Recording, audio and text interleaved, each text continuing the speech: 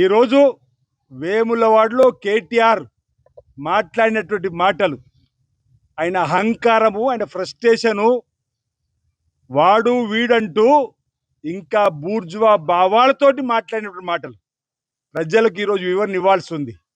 వివరణ ఇవ్వాల్సిన అవసరం ఉందని మాట్లాడుతున్నా. ఈరోజు వేములవాడకు వచ్చినప్పుడు మా అయాంలో మా అయ్య కేసీఆర్ గారు ఇచ్చిన మాట తప్పినందుకు క్షమాపణలు కోరుతున్నా చెప్పని మొదటి మాట అంటాడని అనుకున్నా.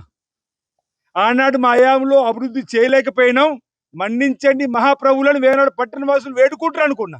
మరో మాట అన్నాడు, నేను మున్సిపల్ శాఖ మంత్రిగా కూడా ఉన్న ఆ సమయంలో చెప్పని. నేను అడుగుతున్న కేటీఆర్ గారు, వేములవాడకు వచ్చిన మీ సందర్భంగా తిప్పాపూర్లో మొదటి సమావేశంలో మీరు మాట్లాడుతున్నప్పుడు మీ 10 ఏళ్లలో పడవటి ప్రాజెక్టు పనులు జరుగుతున్నాయి, మీ కళ్ళకు కనిపించలేదా అని అంటున్నా.